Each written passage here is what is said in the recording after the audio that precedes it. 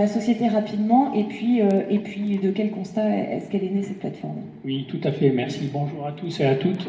Gweneg, effectivement, a été créée en janvier 2015 et la plateforme a été opérationnelle le 1er juin. L'idée de départ, c'est vraiment une décision très personnelle. J'ai créé Gweneg en fait en ayant au préalable travaillé pendant une quinzaine d'années dans un grand groupe à l'international, un groupe français. J'ai travaillé un peu partout, donc je voyais bien le potentiel de pas mal de produits et de services qui étaient développés en Bretagne en termes d'export. Et après avoir travaillé dans ce grand groupe, j'ai rejoint une structure qui s'appelait en ce temps la Bretagne Internationale, structure d'accompagnement des entreprises bretonnes à l'export, et je m'occupais des investissements directs étrangers en Bretagne. Et j'ai été vraiment frappé par la difficulté d'un certain nombre d'acteurs à aller vers l'export à cause de difficultés de financement. On était sur des dossiers qui étaient ce qu'on appelle un peu borderline. Vous êtes sur un nouveau produit, un nouveau service, c'est toujours un peu plus compliqué que sur une activité où on a des métriques disponibles. Donc une volonté de rajouter un outil, et je dis bien complémentaire et non pas concurrent, à des financements classiques, que ce soit en haut de bilan avec des capital risqueurs, des business angels, ou des banques sur ou du régional sur du prêt participatif. Donc venir rajouter un autre élément, un autre instrument financier qui a plusieurs avantages, et je pense qu'on en parlera dans un deuxième temps, par rapport à un financement dit conventionnel.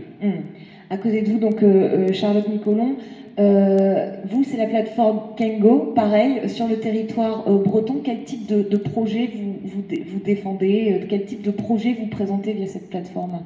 Alors nous, en fait, on est plus sur du financement participatif par du don pour les projets donc, associatifs, les particuliers et un petit peu de start-up aussi, mais c'est vrai que Kengo a été créé, donc, enfin lancé en juin 2015, mais ça faisait déjà un an que le Crédit Mutuel Arkea et le Télégramme étaient en train de travailler dessus, et leur objectif c'était de fournir en fait un outil qui devient un outil institutionnel de financement, en plus d'autres modes de financement comme les subventions pour les associations, et du coup un mode de financement complémentaire pour les associations particulières.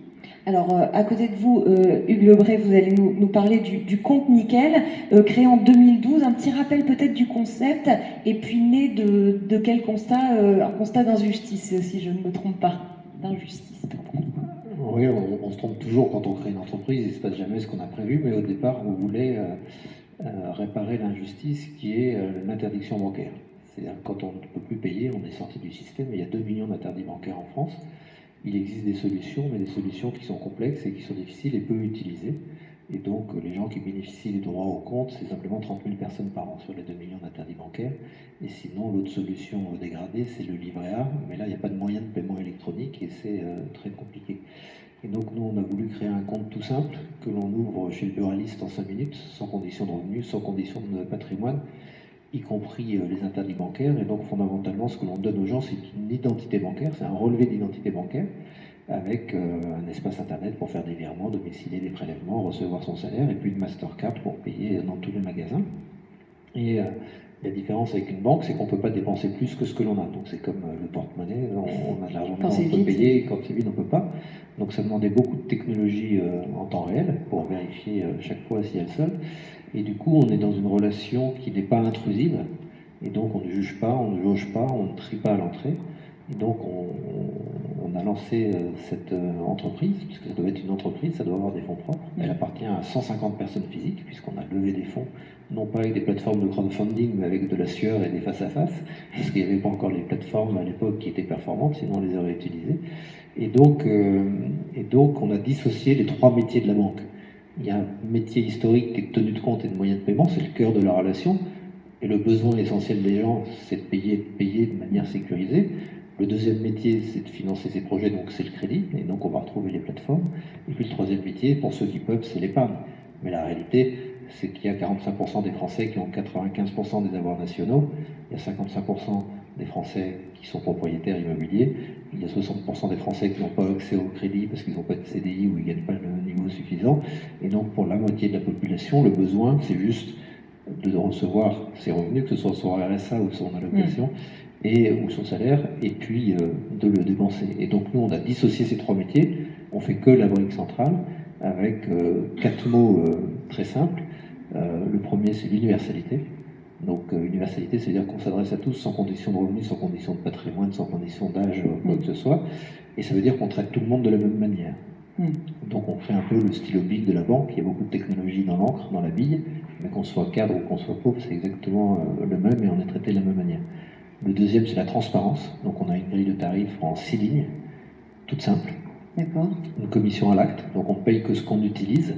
Donc le forfait de base, il est à 20 € et celui qui fait que de l'électronique, c'est 20 € par an. Et dans cette transparence, on publie aussi nos marges.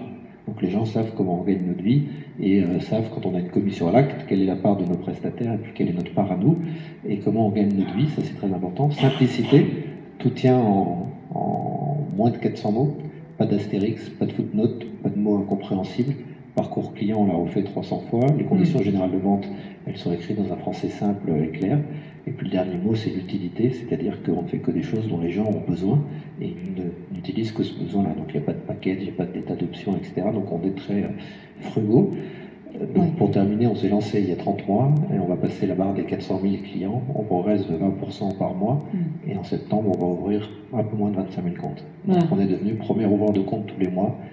En France, de tous les modèles. Et chez les buralistes, ce que disait Mourad tout à l'heure, sur le côté utilisation du réseau, on va... Très important, pas de publicité, pas de stratégie Internet, on est sur le terrain avec les buralistes. On va finir notre tour de table à vos côtés, donc Anne-Cathal Cantric, groupe Crédit Mutuel Arkea, du coup un acteur plus traditionnel de la banque, mais qui fait aussi des choses... Crédit Mutuel Arkea, qui est notre partenaire, par qui on fait tous les virements en CEPA et qui a le compte de cantonnement de nos clients, et donc les dépôts de nos clients sont garantis par le système et par Arkea. Belle collaboration et complémentarité. Du coup, l'économie collaborative, ça intéresse, et circulaire, ça intéresse aussi les grands groupes bancaires traditionnels. Oui, évidemment, ça les intéresse. Bonjour à tous. Pourquoi ça nous intéresse, nous, Crédit Mutuel Arkea? Parce que ces deux sujets, l'économie collaborative et puis l'économie circulaire, ils sont, je dirais, au cœur de 3 transitions que nous vivons actuellement. Premièrement, la transition technologique et le numérique en premier lieu. La transition sociétale, en grande partie liée à la crise, mais il n'y a pas que ce sujet-là.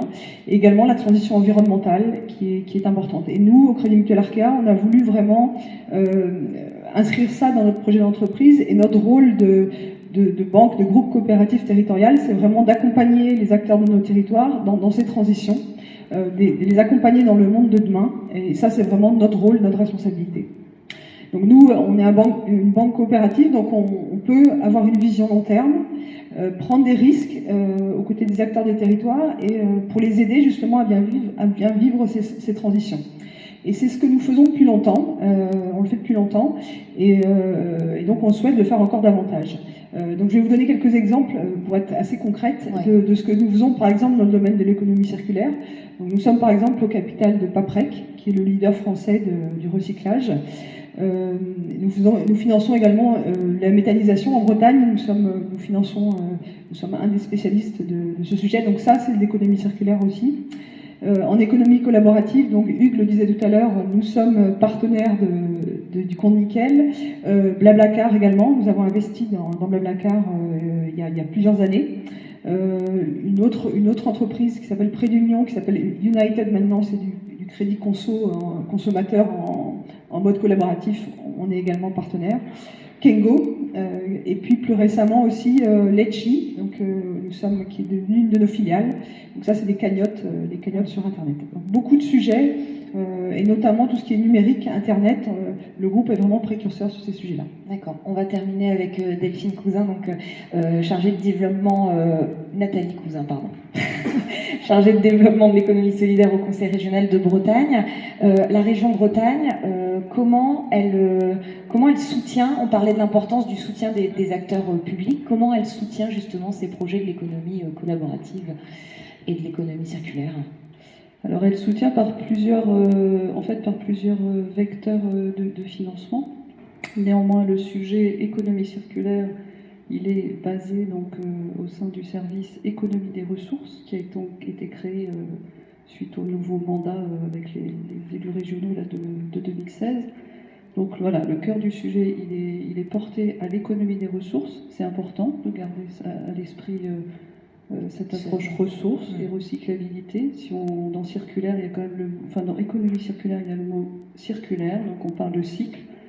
Nous, on a toujours un peu l'habitude de dire on s'inspire, on a un modèle qui fonctionne sous les yeux depuis des milliards d'années, qui est la nature. La nature, elle fonctionne en boucle, en cycle. La notion de déchet, monsieur tout à l'heure l'a dit, de chez Trivalla, la notion de déchet n'existe pas dans la nature, donc on est un peu ambitieux à se dire qu'on essaie de s'inspirer de ce fonctionnement pour créer des boucles vertueuses où la ressource peut se régénérer, évidemment, avec l'ensemble des partenaires qui sont autour des boucles. D'où cette entrée, ressources, recyclabilité, vertueux, partage de la valeur, c'est des mots un peu clés comme ça, sur lesquels on insiste souvent.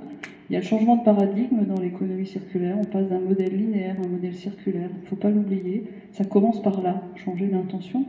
Donc c'est un peu tout ça qui est porté au service économie de ressources. Et après, au sein de la région, on travaille en transverse, en tout cas on essaie de travailler en transverse, c'est pas toujours facile, fluide. Néanmoins, on est obligé d'aller se brancher sur des financements qui existent auprès de la direction de l'économie, de la direction de la mer, de la formation, parce que c'est là aussi que sont les budgets. Voilà, donc on peut en reparler. Donc travail en collaboration, notamment. Alors en 2014, vous avez fait un appel à projet, un AMI, un appel à manifestation d'intérêt pour justement solliciter des vocations, pour faire un appel à projet. Vous avez retenu 8, c'est ça, projets Oui, on a lancé donc un appel à manifestation d'intention en souhaitant vraiment s'appuyer, collaborer avec des porteurs de projets qui avaient l'envie, l'initiative d'y aller. Dans cette vision que je présentais tout à l'heure, donc on est allé sur les territoires, on a fait 4 ateliers en intelligence collective pour partager nos ambitions avec le terrain. Et à cette AMI donc, a été proposé 35 projets sur un budget qui était un peu serré à l'époque, donc on a été obligé de faire une sélection, c'est pas toujours facile, mais on l'a fait quand même. Et donc on en a retenu 8 qu'on a donc accompagné là, pendant une année justement sur ce fameux changement de paradigme. Vous m'entendrez en parler beaucoup parce que ça commence par là, si on veut vraiment ouvrir le champ des possibles et de l'innovation. C'est facile, j'ai envie de dire, dans le milieu de l'innovation, les gens ils sont dans l'innovation, mais il y a tout un secteur d'acteurs sur le territoire régional qui ne sont pas dans l'innovation, donc il faut leur donner envie d'y aller. Et c'est comme ça aussi qu'ils auront des opportunités de se développer différemment. On va revenir après sur le mode d'accompagnement que vous avez proposé à ces porteurs de projets, parce qu'il n'est pas que financier. Quand les porteurs de projets arrivent, les plateformes participatives, les plateformes de crowdfunding, c'est une façon de financer les projets. Karim, Charlotte, peut-être rappeler quelques chiffres qui sont assez impressionnants sur le développement de ce mode de financement. Oui, tout à fait. Donc, si on reprend l'activité en France, donc pour rappel, le crowdfunding ou le financement participatif, c'est le financement par la foule. Moi, personne physique ou personne morale, j'ai un projet, je peux me faire financer par la foule. 3 modes principaux, plusieurs autres secondaires. Le premier qui est du don, avec ou sans contrepartie. Je donne et j'attends rien, ou je donne et j'ai une contrepartie qui peut être le produit ou le service que la société commercialise. Un deuxième qui est du prêt, plutôt du prêt en particulier vers entreprise, ou comme dans le cas de United, c'est de particulier à particulier. Et la troisième catégorie qui est ce qu'on appelle le haut de bilan, via le capital, une ouverture de capital et faire entrer les personnes physiques et morales. 3 catégories, un secteur qui en 2010 avait collecté en France 7 millions d'euros. Donc, sur plusieurs années cumulées. En 2015, il y a eu 297 millions d'euros. Donc, en l'espace de 5 années, on est passé de moins de 10 millions à quasiment 300 millions. Là où c'est intéressant, c'est que jusqu'en 2015, on a été 2 300 000 Français, alors qu'on était un peu plus d'1 million l'année d'avant. Donc, on est quasiment en phase de multiplication du nombre d'utilisateurs ou des gens qui vont participer ou porter un projet en financement participatif. Et les montants collectés, pareil, ils deviennent de plus en plus importants. Donc on est vraiment dans une phase de démocratisation de l'accès au financement et des personnes morales et des personnes physiques. Qu'est-ce qui explique le succès de cette méthode? Peut-être, Charlotte, si vous voulez compléter. Le succès du financement participatif, en fait, par exemple en Bretagne, nous, donc on a lancé la plateforme Kengo parce qu'on a senti qu'il y avait un réel besoin, il y a une réelle solidarité en fait entre les Bretons. C'est vrai qu'on a la chance en Bretagne d'avoir une très forte identité avec le point BZH, le Braze, etc. Et donc en fait les porteurs de projets sont vraiment soutenus par la foule. Sur Kengo, par exemple, donc depuis un peu plus d'1 an qu'on existe, on a reçu un peu plus de 400 projets, donc il y avait quand même un réel besoin en Bretagne. On en a mis en ligne presque 150 et on finance 70% des projets. Donc c'est vrai que les porteurs de projets en fait sont vraiment soutenus, que ce soit financièrement, mais aussi parce que les internautes partagent les projets. Et du coup, en fait, les gens sont solidaires. C'est vraiment la proximité. On a envie d'aider les gens qu'on connaît. On a envie d'aider son voisin. Et ça, c'est quelque chose qui se voit de plus en plus dans le monde actuel. Juste pour compléter les n'hésitez pas à interagir vraiment. Un élément clé, parce que souvent on dit la France va mal, c'est pas top, la technocratie française, en fait il faut dire cocorico, parce que le crowdfunding s'est développé en France, parce que pour la première fois il y a eu une vraie volonté des pouvoirs publics d'institutionnaliser un cadre réglementaire extrêmement favorable. On est, pour vous donner une idée, je crois qu'on doit être 118 plateformes en France. C'est énorme, hein, mais 118 plateformes ont pu naître en si peu de temps, la plupart en moins de 3 années, parce qu'il y a eu un cadre réglementaire favorable. Et aujourd'hui, le gendarme financier, donc l'autorité des marchés financiers et l'autorité prudentielle, sont assez cléments. Néanmoins, il y a un cadre assez restrictif et légal, mais assez clément vis-à-vis de l'évangélisation et la démocratisation. Donc, ça a permis très rapidement de dresser, je dirais, les bases du statut du conseiller en investissement participatif. Si demain, une plateforme, un site collaboratif voudrait mettre des titres, une société qui a besoin de lever des capitaux ou un financement bas de bilan. Donc ça a été un élément extrêmement important. Et sans ce cadre légal et facilitateur, je peux vous promettre qu'on n'aurait pas pu atteindre ces montants qu'on a pu collecter et ces nombres de projets. L'année dernière en France, c'était 18 000 projets. C'est très très élevé par rapport à d'autres pays. Ça reste plus faible qu'en Angleterre, certes, en volume, mais néanmoins, on voit une démocratisation qui est beaucoup plus rapide ici qu'ailleurs. C'est important cette réaction par rapport à ce que dit Karine, l'importance d'avoir un cadre aussi clair et précis pour favoriser tout ce type de financement. Oui, il y a 3 révolutions cumulées et qui amènent à ce qu'on vient de dire. Donc, je partage avec la table ronde précédente la révolution sociétale. Et cette révolution sociétale, qu'on peut appeler du partage ou pas, mais c'est une révolution de la connaissance. Et donc, grâce à la toile, aux réseaux sociaux, au temps réel, tout le monde peut avoir accès à tout de manière construite, et tout le monde peut se fier à la vie des autres. Et finalement, le curseur de la confiance dans notre société, il est passé des grandes institutions, le président de la République, les grandes entreprises, au peuple. C'est-à-dire que maintenant, je pose une question de manière ouverte, et je regarde ceux qui ont fait le parcours, et c'est leur avis qui m'intéresse et qui compte beaucoup plus. Je vais au cinéma, je regarde le nombre d'étoiles sur le ciné, je roule en Blablacar, je regarde si j'ai envie de parler avec les gens, si je veux que ce soit des femmes ou si le chauffeur est sympa, et je le vois. Et on est vraiment... Et ça, le partage de la connaissance, il est colossal et il est dans toutes les couches sociales. Si on n'a pas un ordinateur avec Internet chez soi, on va dans un call shop, on passe 1 heure pour 1 euro sur le net. Et nous, on voit les clientèles les plus fragiles sont finalement les plus avertis, qui ont l'habitude de se renseigner, de comparer, de demander l'avis des autres. Et donc, ça c'est énorme. Dans la révolution sociétale, il y a aussi un phénomène d'appauvrissement de la population. Il y a un sondage de Cofidis qui est sorti la semaine dernière qui montre que 25% des Français n'arrivent pas à boucler leur fin de mois. Et puis il y a Panorama qui dit que 45% des Français sont en dépassement d'autorisation de découvert au moins 1 fois par trimestre, 20% tous les mois. Et donc, ça a augmenté de 10 points en 10 ans. Et donc, le cumul de la technologie, de cet accès à tout, de ce sentiment de contrainte, développe le phénomène de solidarité. L'emploi qui patine développe les initiatives. Et donc ça, c'est quelque chose qui est fondamental. Deuxièmement, vous en avez parlé, donc je ne m'étends pas, il y a l'évolution du cadre réglementaire, que ce soit l'Europe ou que ce soit la France, il y a des évolutions qui sont considérables pour développer cela. Et puis troisièmement, il y a la révolution technologique qui permet d'avoir tout en temps réel, qui permet de faire des choses avec des coûts qui sont beaucoup plus bas et de manière très différente. Le couple réglementation technologique, révolution sociétale amène à une manière de voir les choses qui est beaucoup plus partagée, qui est beaucoup plus transparente. Et effectivement, il y a un basculement complet vers ce qu'on comprend, ce qui est proche de soi, soit par la toile, soit par le terrain. Et c'est ça qui explique ce développement. Et moi, je suis, comme vous, je suis très optimiste, à la fois parce qu'on voit dans les milieux associatifs, coopératifs, dans les plateformes, dans le financement. Il n'y a jamais eu autant d'argent en capital risque que ce qu'il y a en France en ce moment pour les technologies, les biotechnologies, etc.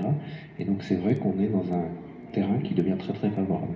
Comment le groupe Crédit Mutuel Arkea, quels outils met en place? Parce qu'on pourrait penser que de prime abord, il y aurait peut-être de la concurrence entre un grand groupe comme le vôtre et puis des plateformes coopératives, enfin de financement participatif, des comptes nickel. Mais non, en fait, vous offrez quelque chose de différent, de supplémentaire. C'est quoi les outils mis en place par le Crédit Mutuel Arkea?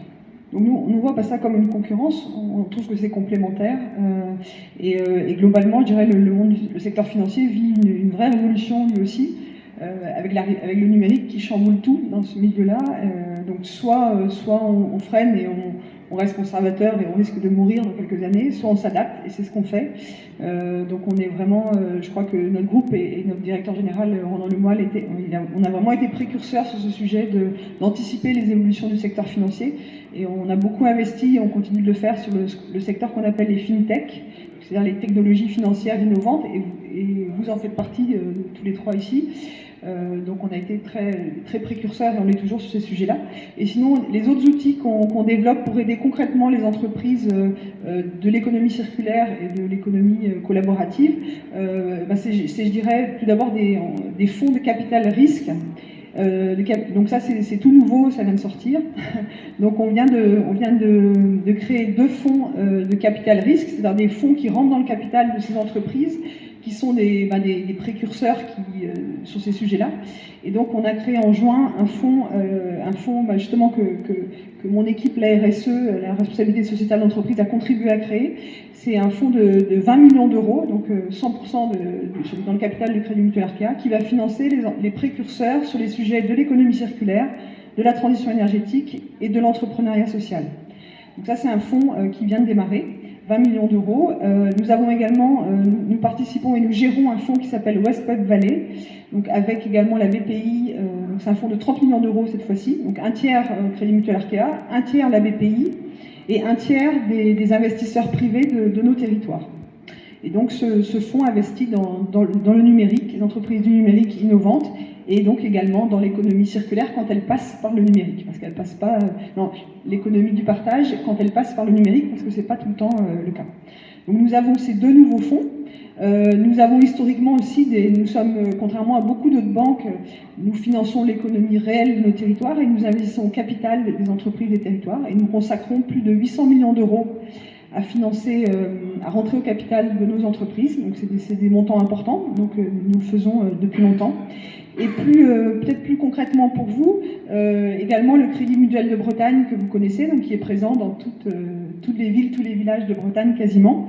Lui aussi, en fait, le Crédit Mutuel de Bretagne est en train de se structurer pour accompagner, donc très localement, pour accompagner les entrepreneurs innovants. Et donc, nous sommes en train de mettre en place des conseillers spécifiques sur ces sujets innovants, parce que quand on s'adresse à un entrepreneur innovant, c'est pas les mêmes compétences qu'un entrepreneur plus classique. Donc, nous y travaillons, nos équipes le font, et nous avons mis en place également un prêt spécifique pour les entrepreneurs innovants. Donc c'est des prêts qui vont jusqu'à 100 000 euros de 7 ans, avec un décalage de 2 ans, donc qui permet aux entreprises de commencer à payer le remboursement que 2 ans après. Également, nous travaillons aussi avec tout l'écosystème de l'accompagnement de l'innovation qui sont très importants sur nos territoires, donc les technopoles, les clusters, également les réseaux comme France Active ou Initiative France ou Bretagne, la BPI. Donc nous travaillons avec tout cet écosystème pour bien accompagner ces entrepreneurs.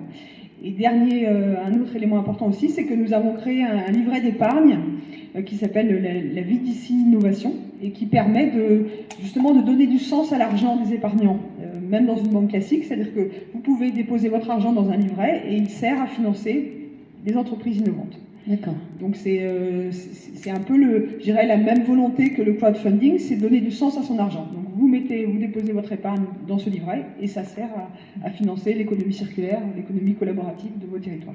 Alors, de l'argent, le conseil régional peut en dispenser aussi dans l'aide au soutien de projets de l'économie circulaire. Mais vous, ce sur quoi vous avez beaucoup insisté, Nathalie Cousin, c'était le côté accompagnement de ces projets qui vous arrivent et qui sont parfois pas tout à fait bien bordés. Et ce rôle d'accompagnement et de conseil, pour vous, il est essentiel.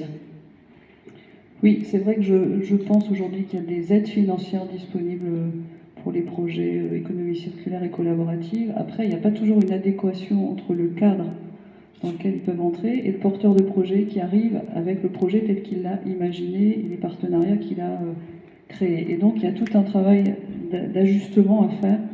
Et c'est là où les échanges avec les porteurs de projets sont vraiment essentiels.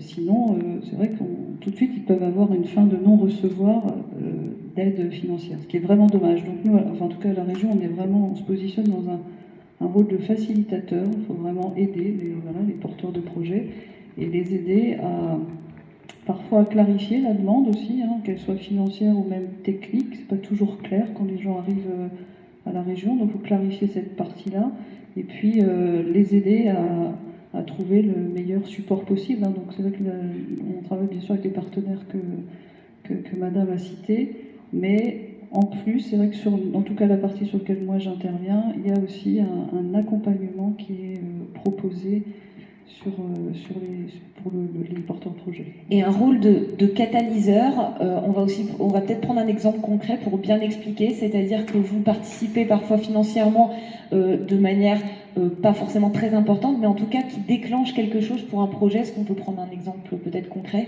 Oui, sur les 8 projets là, que je citais tout à l'heure, effectivement, les aides de la région, elles ont été, pour certains, elles peuvent paraître ridicules, elles ont été de 5 000 à 50 000 euros. Ce qui est assez faible au regard du budget de la région qui est d'1,3 milliard. Voilà, on peut se dire c'est pas grand-chose, mais finalement ça a été un déclencheur, pour impulser la dynamique et derrière ça a un impact fort. Voilà, quand on met 20 000 euros par exemple sur un projet comme celui de Sainte-Hélène qui est la construction d'un bâtiment cradle to cradle, 20 000 euros, c'est pas grand-chose, ça les a énormément aidés à passer ce cap de la transition et derrière, on va déclencher un investissement d'un bâtiment public avec tout ce que ça génère évidemment pour l'écosystème local. Donc c'est vraiment ce côté impulser, accompagner, aider, pousser, les soutenir aussi, parce que la transition, c'est pas toujours confortable. Il y a aussi des résistances au changement, ça a été dit ce matin. Donc la région est aussi sur ce domaine. Charlotte, Karim, sur vos 2 plateformes qui sont sur presque le même positionnement, enfin sur le même territoire, donc avec cette volonté de faire émerger des projets vraiment en local, vous avez des propositions différentes. On parlait du don spécifiquement sur KenGo, le fait que par exemple Gwenec propose plusieurs types de financement. Qu'est-ce que ça change ? Est-ce que c'est complémentaire ? Pour quelle utilisation ? Comment ça participe à l'émergence de projets, ces différents outils en fait? Je n'ai pas parlé de Gwenec, du coup je vais en profiter pour vous dire 2 secondes en quoi ça consiste. Donc c'est une plateforme qui ne finance que des projets économiques, personnes morales ou personnes physiques plutôt créateurs, basée en Bretagne, avec les différents modes de financement. Donc un porteur de projet, une société peut venir se financer via de la prévente, c'est ce qu'on appelle le don contre don, pour financer l'avance de trésorerie, un peu de BFR, peut faire une augmentation de capital sur la plateforme et peut financer sans bas de bilan. Et pour rebondir sur votre commentaire, en fait, souvent les gens, quand on parle des nouvelles révolutions, on dit toujours c'est de la destruction de valeur par rapport aux acteurs institutionnels. Et en fait, c'est absolument pas, parce que même si je vous ai mentionné les 300 millions, on reste par rapport au monde du financement des entreprises en France, l'épaisseur du trait. Par contre, Un chargé d'affaires dans une banque, quand il va instruire un dossier, s'il voit que l'entreprise a fait une augmentation de capital, s'il voit qu'elle a fait de la prévente sur un nouveau produit, un nouveau service qui est peut-être compliqué à appréhender, lui, il va avoir l'étude de marché qui est validée. Et ça, c'est un élément aujourd'hui qui était impossible à avoir. Donc le financement participatif est vraiment complémentaire. Par rapport au territoire breton, on est vraiment dans la complémentarité avec Kengo, dans le sens où nous ne faisons que les entreprises. Et Charlotte l'a bien mentionné, on est un territoire avec une forte identité, une solidarité, d'un côté entrepreneurial, mais autre côté associatif. Donc c'est vrai qu'il y a beaucoup d'associations, les gens travaillent bien ensemble. Et le challenge du crowdfunding, si on devait parler de challenge, c'est la démocratisation et l'évangélisation. Il faut qu'il y ait de plus en plus de personnes qui prennent conscience que cet outil est fait pour eux, qui peuvent participer. Et pour créer la relation de confiance, il faut pouvoir en parler. Et pour en parler, plus vous avez d'acteurs et d'utilisateurs, mieux c'est. Et justement, Charlotte, on peut compléter, puisque vous incitiez vraiment sur le côté collaboratif de cette plateforme, avec des associations ou des structures qui viennent en aide entre les unes, avec le côté vraiment communautaire est très très présent sur Kengo notamment. Oui, alors c'est vrai qu'en fait l'objectif de Kengo, c'est d'accompagner les porteurs de projets, donc comme la région Bretagne le fait bien. On ne veut pas les laisser seuls sur la plateforme, déposer leurs projets et se débrouiller, comme ils pourraient le faire sur des grosses plateformes nationales. Nous, on veut vraiment leur apporter une valeur ajoutée en Bretagne. Donc on tisse des partenariats assez forts avec des acteurs locaux. Donc par exemple, le dispositif Arc-en-Sol ou la région Bretagne, où là on va faire des partenariats avec des communautés de communes. En fait, il faut savoir que le financement participatif, donc un porteur de projet va fixer un objectif financier qu'il doit atteindre pour récolter l'argent, sinon les contributeurs sont remboursés.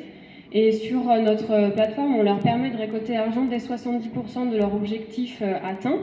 Et du coup, pour les aider à travers ces différents partenariats, les acteurs locaux vont rajouter en fait donc de l'argent. Par exemple, cet été, donc la région Bretagne donnait une subvention de 30% aux projets jeunes qui avaient réussi à atteindre 70%, donc sur Kengo et Gweneg aussi. Et on va le faire un petit peu la même chose avec des communautés de communes, c'est-à-dire qu'un projet qui arrivera à atteindre 70% de son objectif pourra avoir une subvention de la mairie ou alors avec Arc-en-Sol un don supplémentaire. Et comme ça, ils sont aussi accompagnés par d'autres structures parce que il n'y a pas, pour financer un projet, donc il y a une petite partie, le financement participatif, mais ça va peut-être l'aider à avoir un prêt, il va aussi avoir des subventions, un apport personnel pour réussir son projet.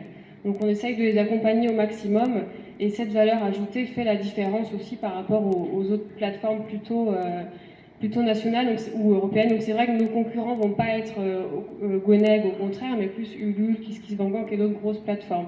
Et c'est vrai que nous, en Bretagne, on veut jouer sur la proximité. Les projets vont se financer avec des gens autour de chez eux. Donc on va leur conseiller en contrepartie d'aller rencontrer les contributeurs, faire une petite fête pour rencontrer qui a donné de l'argent et créer du lien physique avec les gens et pas que passer via Internet, quoi.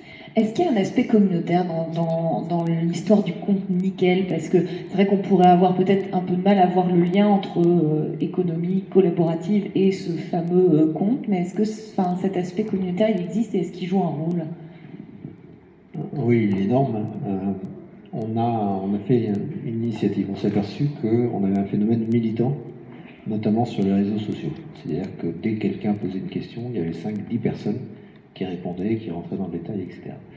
Et donc on fait des études de satisfaction à l'entrée en relation quand les gens ouvrent le compte et puis au bout de 3 mois.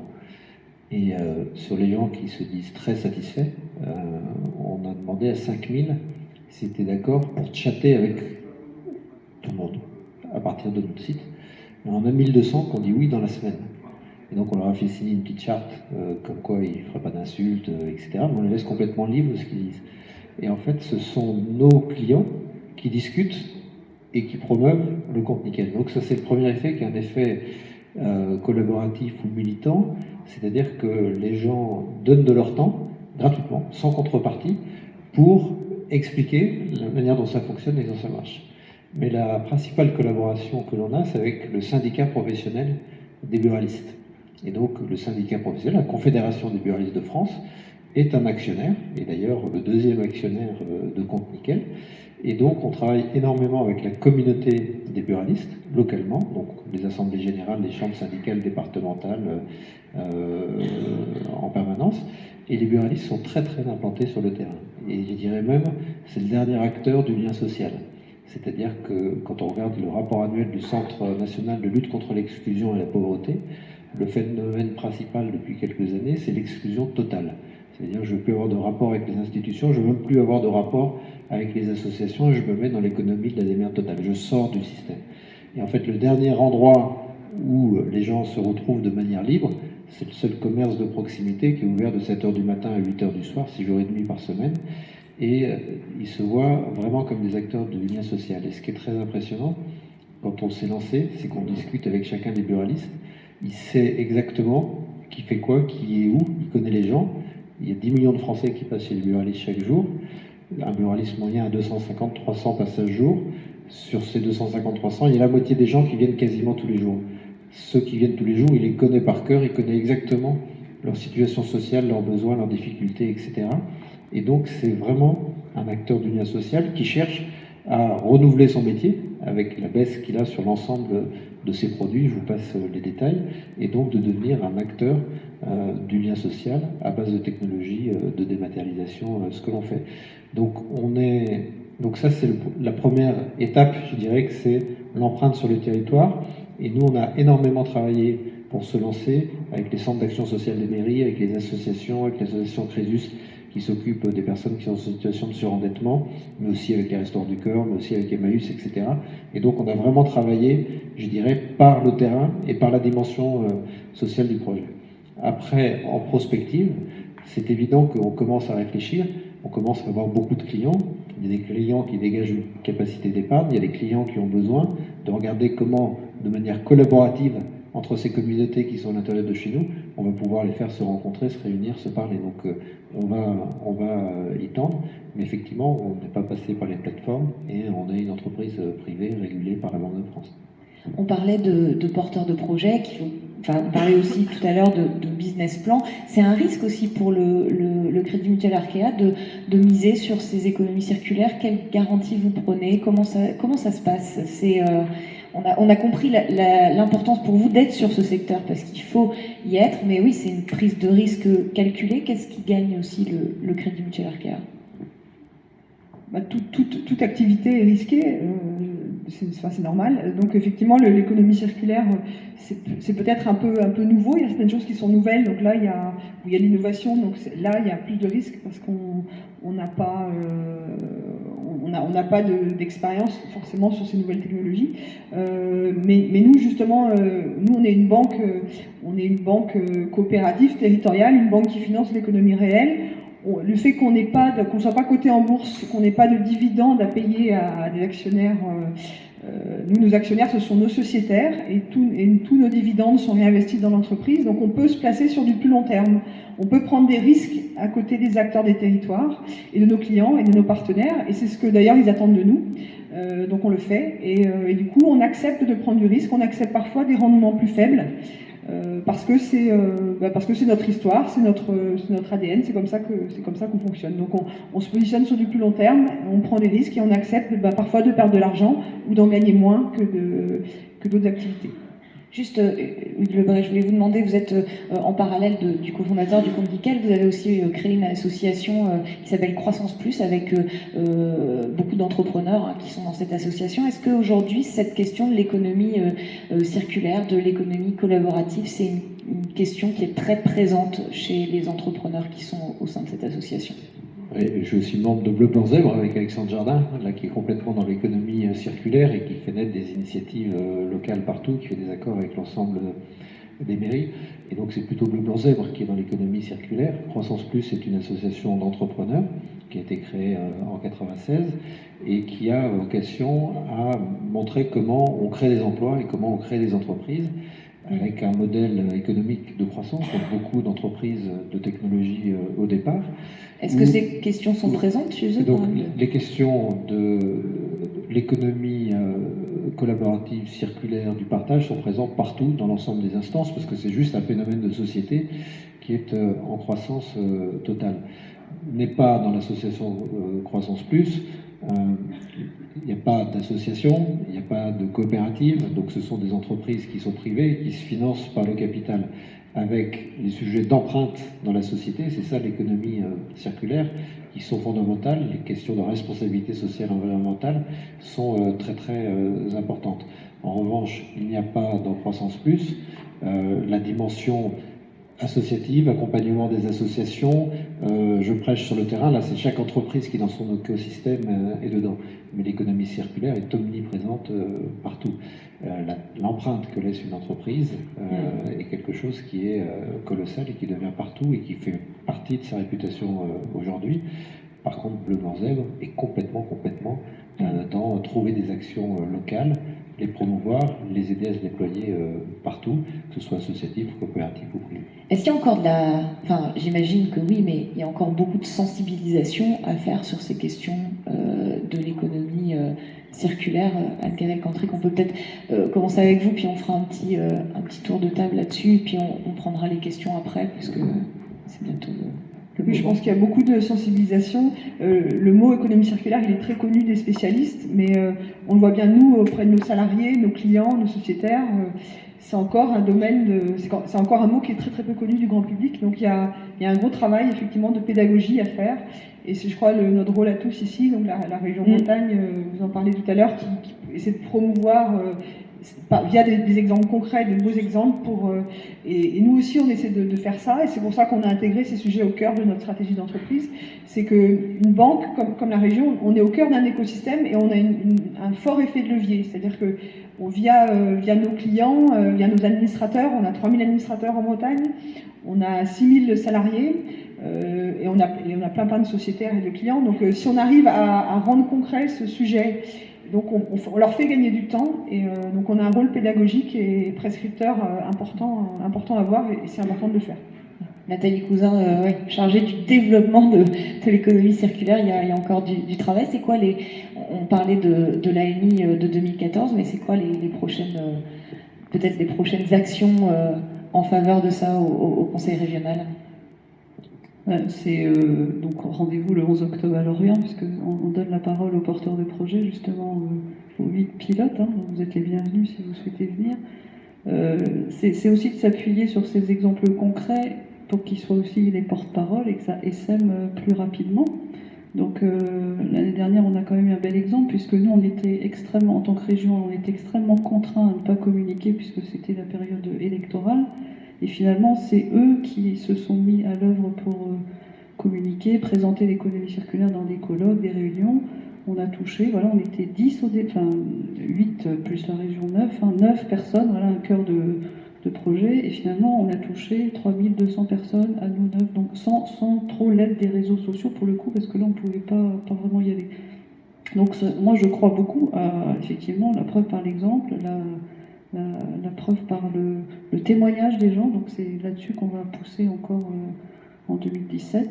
Et puis après, l'économie circulaire, c'est pas une aventure individuelle, c'est de toute façon, toutes les sphères de la société doivent à un moment faire cette évolution, donc ça concerne tout le monde, et on doit absolument arriver à toucher toutes les sphères, donc l'économie, la culture, les associations, les citoyens. C'est vrai que moi, à la région, ça m'arrive de recevoir en direct des demandes des citoyens qui me disent quand est-ce que concrètement je vais voir qu'on est passé dans une société d'économie circulaire. Comment je vois ça? Voilà. Ben, quand vous avez cette question-là, voilà, vous dites qu'il y a encore du chemin à faire pour sensibiliser. Karim, Charlotte, peut-être un petit mot pour terminer. Oui, je dirais, c'est une triptyque. Ça tient vraiment en 3 éléments. La première, c'est l'évangélisation. Que vous soyez croyant ou pas, c'est vraiment le mot qu'il faut retenir. Il y a un gros travail d'évangélisation de ces nouvelles pratiques, quelles que soient finalement dans leur diversité. Il faut vraiment évangéliser ça auprès des porteurs de projets et des contributeurs. Donc ça va vraiment, c'est bidirectionnel. La deuxième élément pyramidal, c'est vraiment la crédibilité.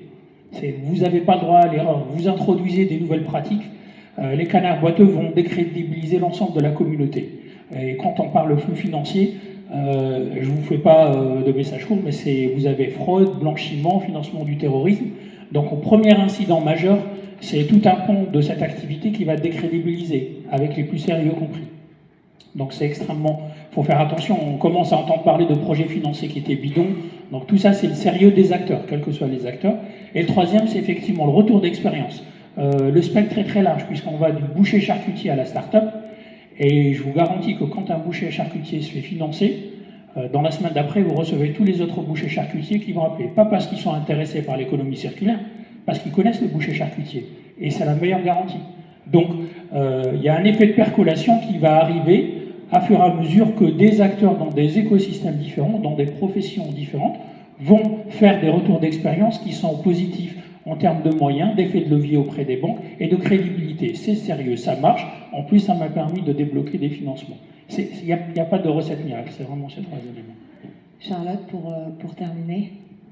C'est vrai que, donc pour prendre l'exemple de Kengo, par rapport au financement participatif, donc, comme le disait Karine tout à l'heure, c'est un mode de financement qui est quand même de plus en plus connu de ces dernières années.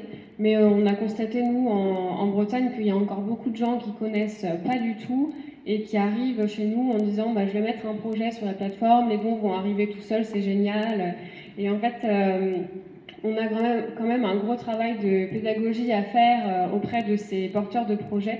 Donc c'est pour ça aussi qu'on met en place des partenariats avec les maisons d'associations, etc., pour former les associations au financement participatif, parce qu'il y a beaucoup d'associations qui ont plein d'idées, mais qui manquent à l'heure actuelle de financement. Et du coup, c'est vrai qu'on aimerait bien qu'elles pensent tout de suite, tiens, je vais faire un financement participatif pour solliciter les adhérents, etc., et d'autres personnes pour faire parler de l'association. Et du coup, on espère qu'avec justement les deux plateformes bretonnes qu'on a depuis un peu plus d'un an, que ce moyen de financement sera de plus en plus développé et que les gens vont y penser tout de suite dès qu'ils auront une idée ou un projet. De manière instinctive. Ouais.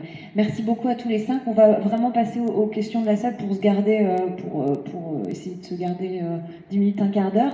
Est-ce qu'il y a des questions, des réactions, des demandes de précision? Alors la première question, toujours un peu difficile à poser, mais là on avait quand même 5 acteurs qui nous ont dit pas mal de choses. De se suivre. Merci pour ces témoignages essentiellement bretons.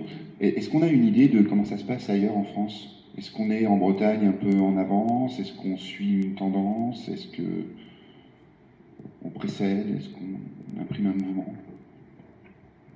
Peut-être je peux donner le témoignage sur l'économie circulaire. Donc l'Institut de l'économie circulaire au niveau national a été créé en 2013, donc c'est pas si vieux que ça.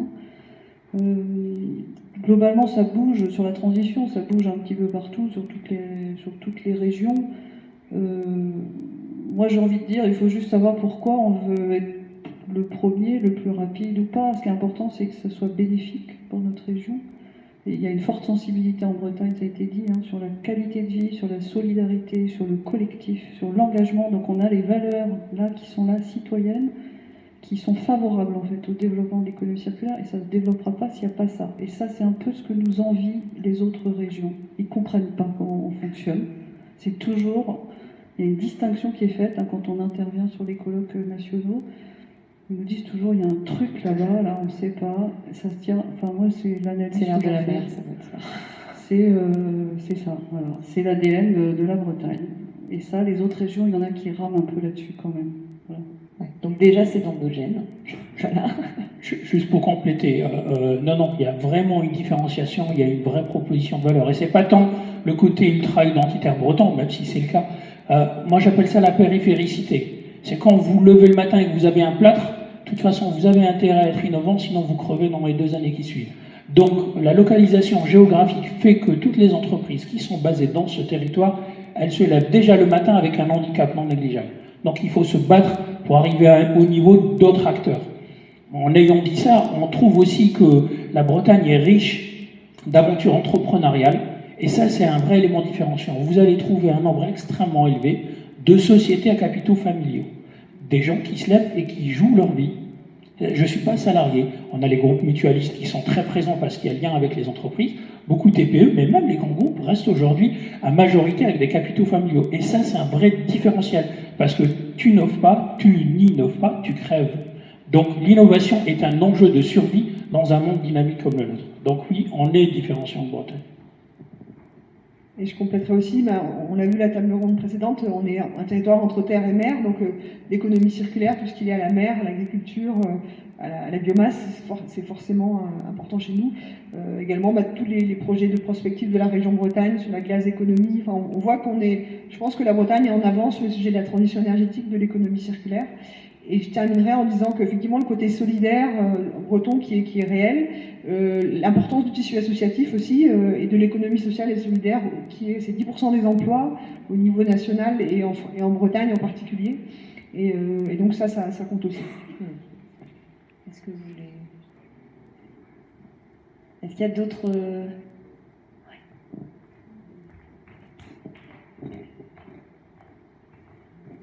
Bonjour, donc Fanny Pénet de Deuxième Conseil. J'avais une question pour le crowdfunding et comment s'intègre finalement, comment participent les entreprises en tant que contributeurs, parce que je vois bien plutôt en tant que proposition de projet, puisqu'elles peuvent être aussi beaucoup sollicitées dans différents cadres de sponsoring, de mécénat, du coup de crédit d'impôt aussi derrière. Est-ce que du coup ça fait partie des contributeurs? Est-ce qu'elles sont dans la boucle aussi pour financer des projets?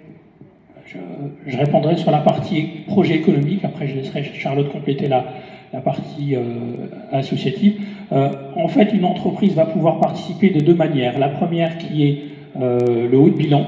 Je peux entrer dans le capital d'une entreprise qui m'intéresse, je peux prendre un ticket minimum, je peux moi en tant que détenteur d'une holding par exemple entrer, donc ça il n'y a pas de problème, hein, la réglementation est faite pour ça, et d'ailleurs c'est intéressant parce que ça permet aussi d'identifier. L'avantage d'un crowdfunding, c'est que vous n'avez pas besoin d'être un grand groupe pour investir dans une jeune entreprise. Vous pouvez très bien aussi mettre un petit ticket en tant que personne morale. Sur la prévente, ça vous permet aussi de donner un coup de pouce à une entreprise qui vend des nouveaux produits et services, où vous pouvez soit être un partenaire, soit un fournisseur, soit un prescripteur. Et d'ailleurs, ce qui est intéressant dans le crowdfunding, quand vous êtes une entreprise, vous pouvez conditionner votre participation. Vous dites, moi je veux bien cofinancer votre projet à condition que vous arriviez à faire votre projet de financement participatif.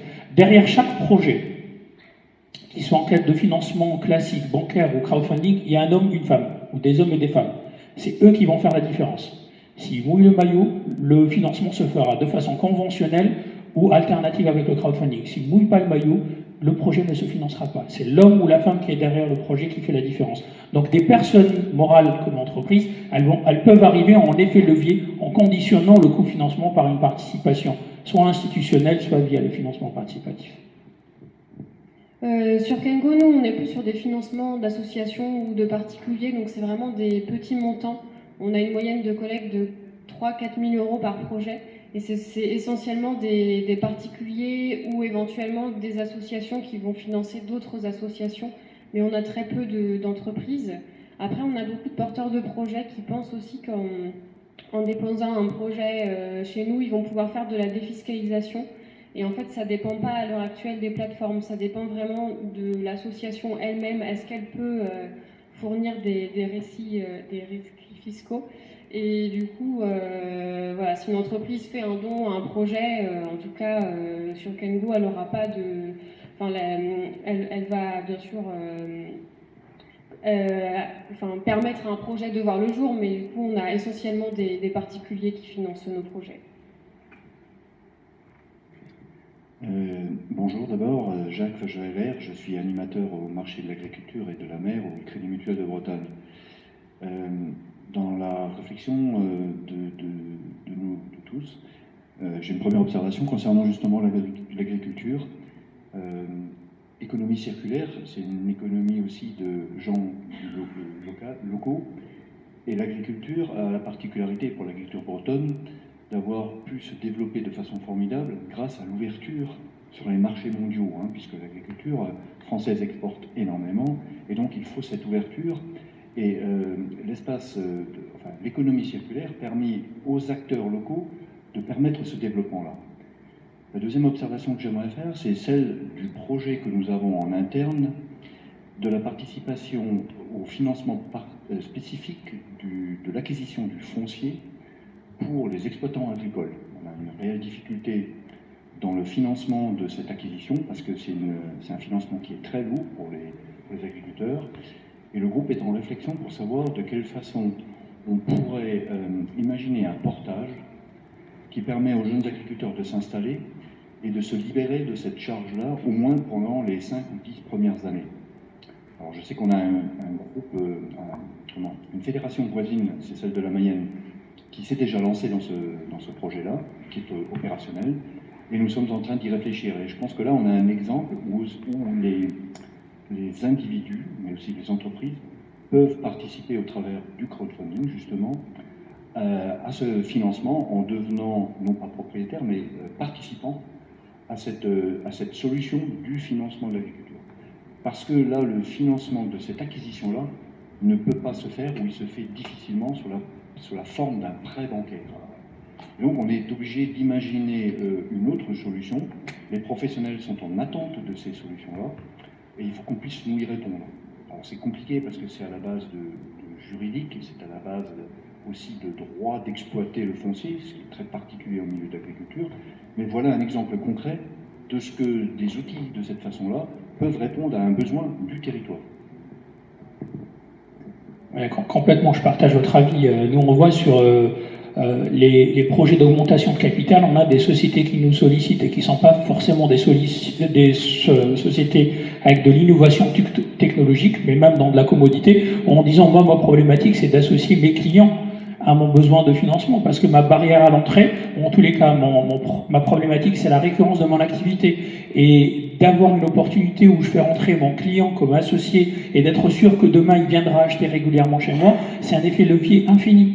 Et ça, c'est extrêmement important. Et effectivement, sur un secteur extrêmement malmené, où les difficultés, c'est j'ai des coûts d'investissement assez importants, ma marge de l'autre côté, elle se réduit, mon levier de négociation est très faible, c'est très important de pouvoir mettre en place des mécanismes où la récurrence du chiffre d'affaires peut et garantir le financeur institutionnel et mettre à l'aise aussi le porteur de projet. Et votre commentaire sur le circuit court est très intéressant parce que nous, on a des projets qui sont plutôt promoteurs des circuits que moi j'appelle très courts, c'est-à-dire c'est dans un périmètre de 25 minutes, c'est même pas en Bretagne, où les gens disent c'est bien les circuits courts, mais quelque part 6 mois entreprise dans l'agriculture ou dans l'élevage, Vendée, dans d'autres départements, et ici il y a plein d'acteurs comme moi qui font du circuit très court, du coup je ne peux plus vendre ailleurs. Du coup, je me retrouve avec un stock sur un périmètre qui est trop petit par rapport au stock ou à la production. Et comment je vais faire? Donc le modèle, il peut être pas si vertueux que ça. Donc effectivement, la logique est de dire circuit court avec effet de levier, c'est-à-dire ma première marge de manœuvre, c'est vendre autour de moi, mais très rapidement pouvoir élargir, aller chercher des clients ailleurs. On va peut-être prendre une dernière question. Est-ce qu'il y a quelqu'un qui veut se... Je vais forcer personne, hein, mais... Tout était parfaitement clair. Bon. Eh bien, écoutez, on va vous remercier tous les 5. Je pense qu'effectivement, on peut vous applaudir. Et puis, donc ça va... Maintenant, c'est vraiment l'heure du déjeuner. Donc, ça se passe par là-bas. Et c'est le moment aussi de poursuivre les échanges de manière... de manière un petit peu plus informelle, si vous avez des questions plus spécifiques à l'un ou l'autre de nos intervenants. Voilà. Merci beaucoup en tout cas à tous les 5.